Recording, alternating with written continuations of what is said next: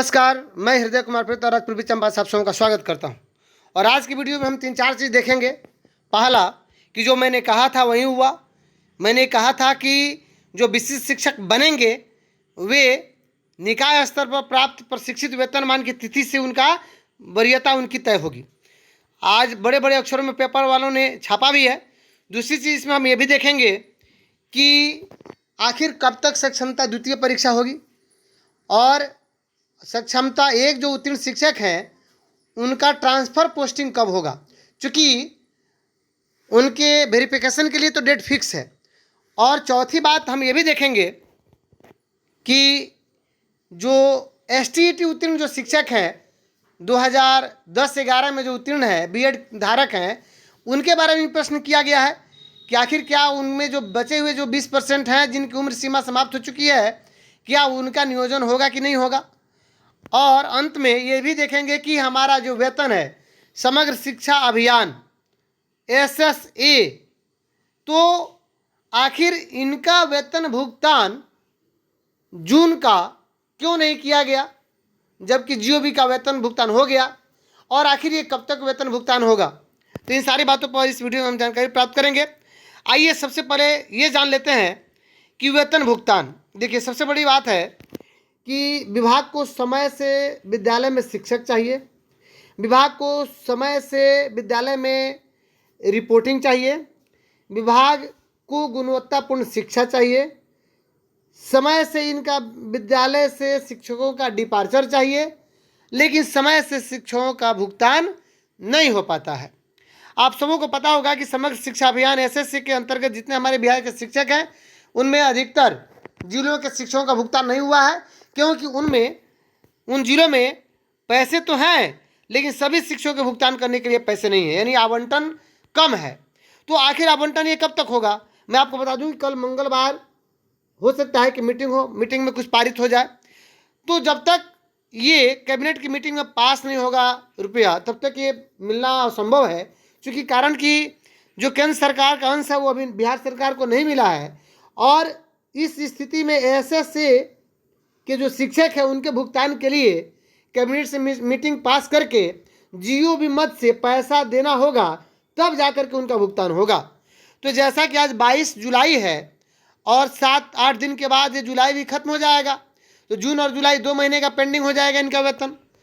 तो सरकार सब कुछ समय से लेना चाहती है, शिक्षकों से काम और सारे जो रिपोर्टिंग से लेकर के सब कुछ है, MDM से लेकर के पढ़ाई से लेकर के गुणवत्तापूर्ण सब कुछ, लेकिन समय से शिक्षकों का भुगतान नहीं हो पाता है।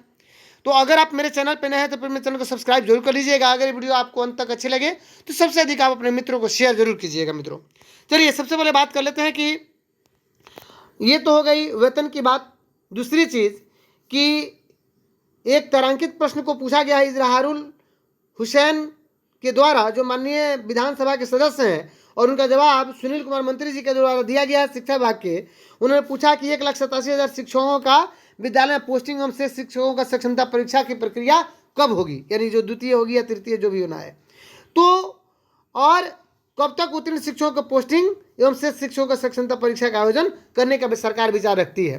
तो इस पर मंत्री जी का जवाब आया है कि चूंकि वेरिफिकेशन कर रहे हैं और इनका काउंसलिंग 1 अगस्त से शुरू है, 2024 से निर्धारित कर दिया गया है, तो इनके ट्रांसफर पोस्टिंग भी लगभग अगस्त में अगर न हो, तो ये जवाब इसमें नहीं आया है, लेकिन हम अनुमान करते हैं कि ट्रांसफर पोस्टिंग इन सबों का अगस्त लास्ट में हो जाए तो या सितंबर में हो, क्योंकि अभी 6 तारीख तक तो इनसे आवेदन लिया जाएगा और उनका वेरिफिकेशन होगा। वेरिफिकेशन में बहुत सारी त्रुटियाँ हैं, तो हो सकता है कि इसी अगस्त में उनका ट्रांसफर पोस्टिंग कर दिया जाए, लेकिन मंत्री जी का जवाब सिर्फ इतना ही आया है कि वेरिफिकेशन जारी है। दूसरी चीज़ की सक्षमता द्वितीय या जो शेष बचे हुए शिक्षक है उनकी सक्षमता परीक्षा कब होगी, इस संदर्भ में मंत्री जी का जवाब आया है कि स्थानीय निकाय के शेष शिक्षकों की सक्षमता परीक्षा आयोजित करनी है तो बिहार विद्यालय परीक्षा समिति द्वारा आवेदन प्राप्त किया जा चुका है और शीघ्र ही परीक्षा आहूत कर दी जाएगी। तो शीघ्र ही का मतलब तो बहुत जल्द होता है, लेकिन मैं आपको बता दूं कि जुलाई में परीक्षा नहीं होने जा रही है। सक्षमता द्वितीय के जो हमारे अभ्यर्थी हैं इनकी परीक्षा अगस्त में संभव है कि अगस्त में इनकी परीक्षा ली जाए, सक्षमता द्वितीय की परीक्षा, और शेष जो बचे हुए शिक्षक हैं उनके लिए भी सक्षमता तृतीय का फॉर्म आवेदन करने की उनको मौका यानी अवसर दिया जाए।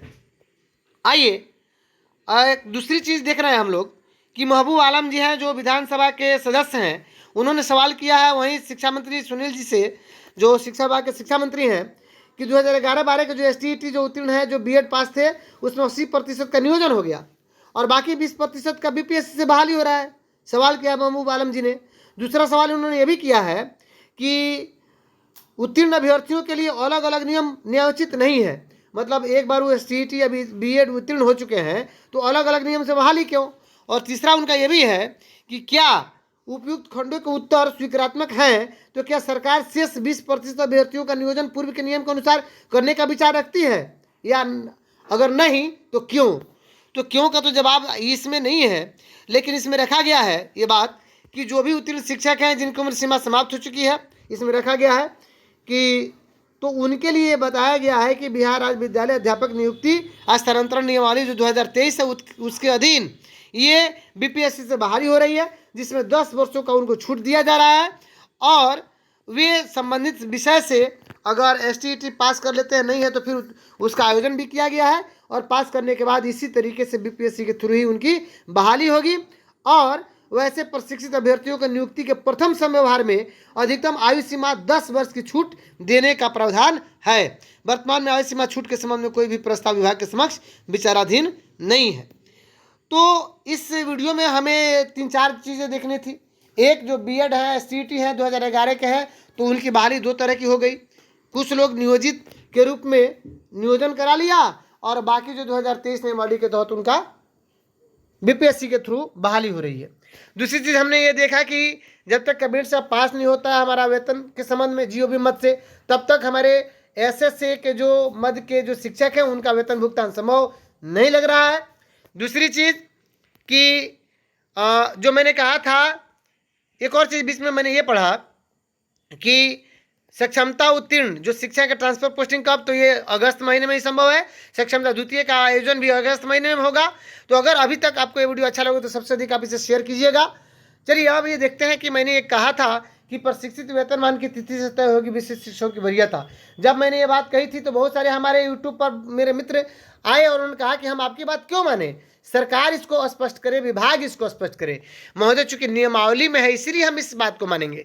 नियमावली कहता है कि प्रशिक्षित वेतनमान की जो निकाय स्तर पर हमारी तिथि है उसी तिथि से हमारे नियोजित शिक्षक वरीय कहलाएंगे और जब विशिष्ट शिक्षक बनेंगे तो 100% है कि BPSC वाले चूंकि बाद में वे प्रशिक्षित वेतनमान तो ले रहे हैं लेकिन अक्टूबर-नवंबर 2023 से ले रहे हैं, लेकिन जो नियोजित शिक्षक हैं वो तो बहुत पहले से ले रहे हैं। मामला सिर्फ उन्हीं शिक्षकों के साथ फंस रहा है जो 2022 के बहाल शिक्षक है छठे चरण के, क्योंकि उनको प्रशिक्षित वेतनमान जो है 2 साल प्रोबेशन पीरियड के बाद दिया गया है, जबकि बीच में यानी 24 में उनका प्रोबेशन खत्म हुआ है, जबकि बीच में 2023 में ही BPSC शिक्षक आ गए हैं। तो ये एक मामला उनका बनता है, फंसता है उनके विषय में कि उनकी वरीयता कैसे निर्धारित होगी, जो विभाग अपना क्लियर करेगा। लेकिन चूंकि इस पर वे क्लियर इसलिए कर देना चाहिए क्योंकि उन लोगों का योगदान तिथि पहले से है। अब जो भी हो विभाग जो क्लियर करेगा वही होगा। तो जो मेरी बातों को नहीं मान रहे थे, जो कह रहे थे कि आपकी बात क्यों माने, तो आखिर पत्रकार महोदय या विभिन्न समाचार पत्रों ने स्पष्ट कर दिया कि बनेंगे जो विशिष्ट शिक्षक तो योगदान के दिन से भले राजकर्मी के दर्जा उनको दिया जाएगा, लेकिन प्रशिक्षित वेतनमान की तिथि से तय होगी कि विशिष्ट शिक्षक की वरीयता। तो अगर आप मेरे चैनल पर नए हैं तो मेरे चैनल को सब्सक्राइब जरूर कर लीजिएगा, बेल आइकन जरूर दबा दीजिएगा ताकि आपको नोटिफिकेशन मिल सके। और अगर ये वीडियो आपको अभी तक अच्छी लगी तो सबसे अधिक अपने मित्रों को शेयर जरूर कर दीजिएगा। मिलते हैं नेक्स्ट वीडियो में, तब तक के लिए थैंक यू।